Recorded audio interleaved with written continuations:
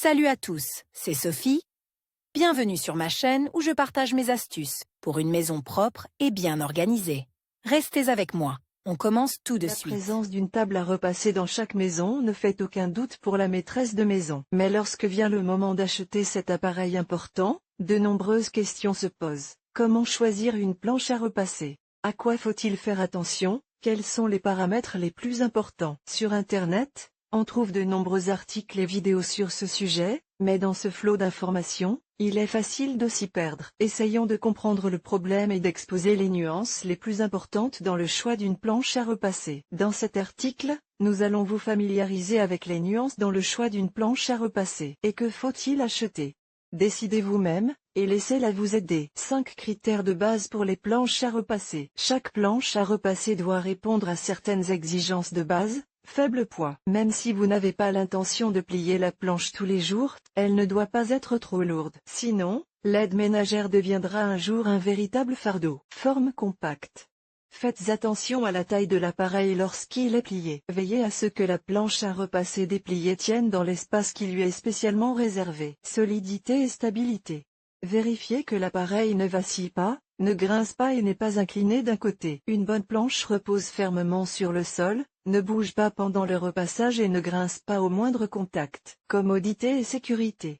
Pour monter et démonter une planche de qualité, vous n'avez pas besoin de faire de grands efforts ou d'appeler de l'aide. Dans les appareils de bonne qualité, le mécanisme de réglage de la hauteur et le verrouillage de la position fonctionnent facilement et sans à-coups. Qualité générale de la fabrication. Quel que soit le prix du tableau, il ne doit pas présenter de défauts évidents, rayures, rouille sur les éléments métalliques, filets saillants sur le couvercle, fixation mal serrée. Si le modèle de tableau choisi ne répond pas à l'une de ces 5 exigences de base, n'essayez même pas d'entrer dans les détails techniques. Il est préférable d'envisager une autre option. La commodité est l'un des facteurs clés. Un tableau de qualité ne doit pas nécessiter beaucoup d'efforts pour le montage et le démontage. Taille du plateau de la planche à repasser. Le choix de la taille du plateau dépend de vos préférences et de la taille de la pièce dans laquelle la planche sera placée. Les fabricants proposent des planches étroites d'environ 110 cm de long et 30 cm de large, ainsi que des versions plus massives de 140 x 40 cm.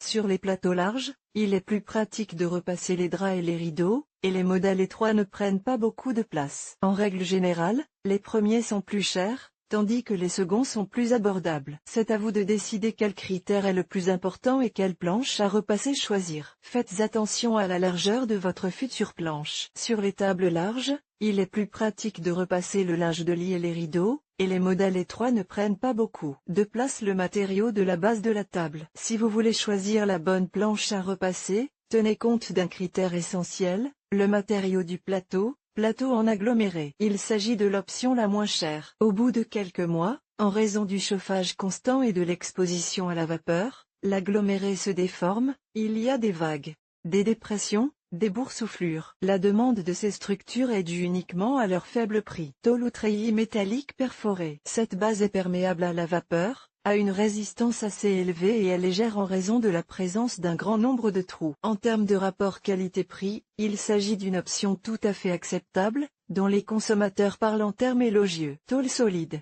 Il est important que le métal soit suffisamment troué pour permettre à la chaleur et à la vapeur de s'échapper. La base est recouverte d'un panneau de bois ou de particules. Cette option serait idéale si ce n'était le poids excessif de la structure. Thermoplastique.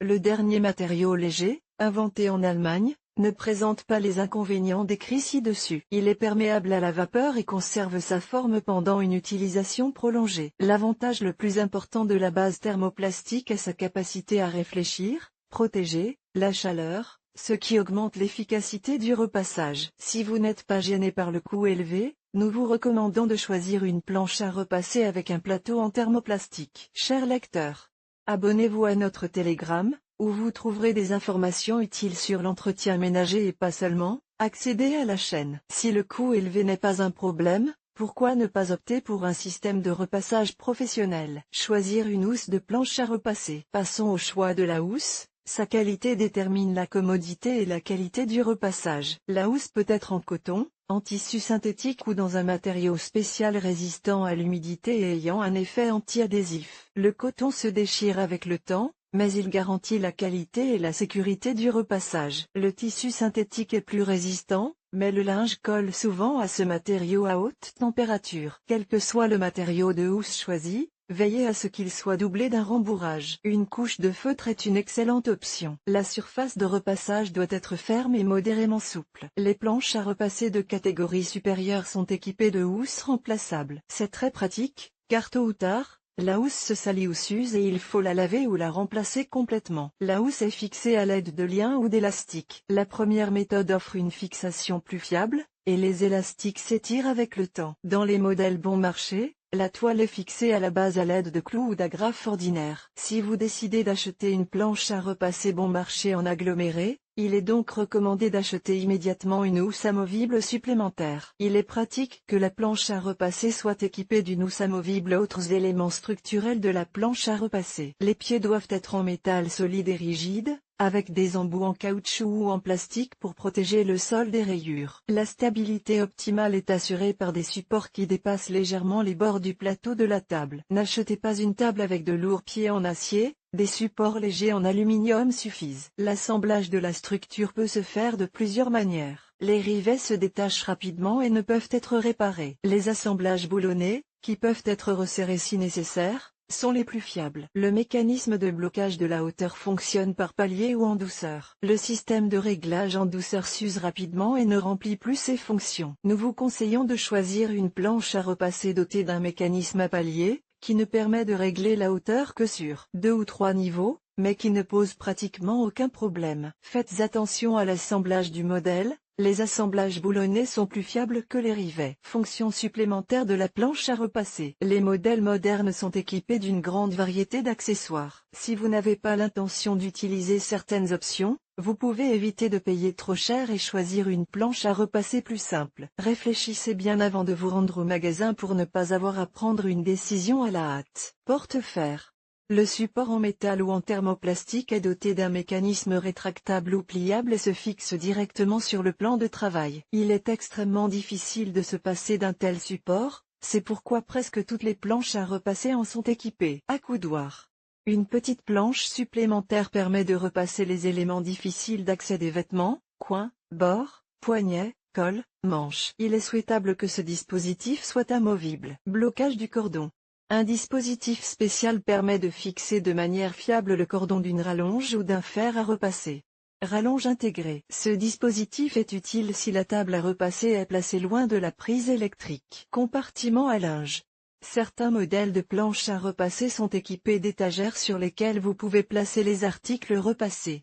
Support pour cintre. Nous vous conseillons de choisir une table à repasser dotée de cette option si vous devez souvent repasser plusieurs chemises ou chemisiers. Grille de repassage.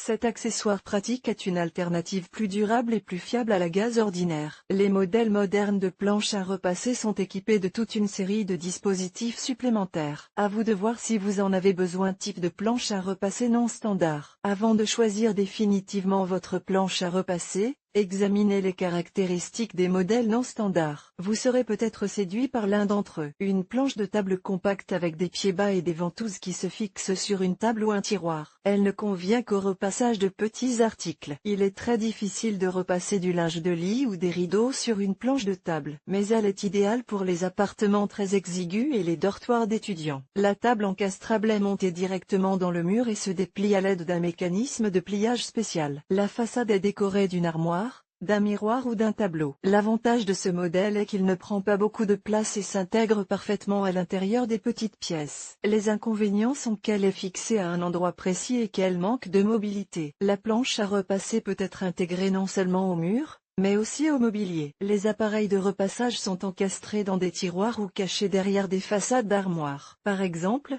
les fabricants combinent une planche à repasser et une commode en une seule unité. D'un léger mouvement de la main, le plateau de la table se déplie et se transforme en une planche à repasser entièrement fonctionnelle. Cette conception est très pratique. Le linge repassé peut être rapidement empilé dans les tiroirs de la commode. Outre les planches à repasser standard, il existe également de petites planches à repasser de table. Peut-être avez-vous besoin de l'une d'entre elles. Comment choisir une planche à repasser pour une centrale vapeur? Ces dernières années, les générateurs de vapeur, Des appareils puissants permettant de repasser rapidement n'importe quoi, y compris les vêtements d'extérieur, les tapis et les textiles lourds, sont devenus populaires. Si vous envisagez d'utiliser cet appareil, essayez de choisir une bonne planche à repasser pour un usage particulier. Les modèles traditionnels ne conviennent pas. La table à repasser active pour générateur de vapeur est dotée des fonctions importantes de gonflage, aération, et d'aspiration. En mode aération, un coussin d'air est créé sous le linge, une option utile pour les tissus délicats. La fonction d'aspiration de l'air a l'effet inverse, elle assure un repassage plus efficace grâce à la pénétration profonde de la vapeur et à l'adhérence du tissu au plan de travail. Ce mode est idéal pour repasser les tissus glissants. Une table à vapeur passive ne fait que faciliter le processus de repassage. Une planche à repasser doit avant tout être utile et résoudre certains problèmes domestiques. Mais il ne faut pas oublier le design de l'appareil. Essayez de trouver un équilibre entre le prix, la qualité, la fonctionnalité et l'apparence de la planche à repasser, et le repassage ne vous procurera que des émotions positives. Vidéo YouTube sur le sujet de l'article. Olga Kovalenko. Olga Kovalenko est diplômée du programme de maîtrise de la faculté de mécanique de Dontu. De par sa formation, elle est technicienne, de par sa vie, elle est une personne créative et sentimentale qui maîtrise la sphère informatique. Un bourreau de travail. Il sait comment combiner le ménage et une journée de travail de 12 heures.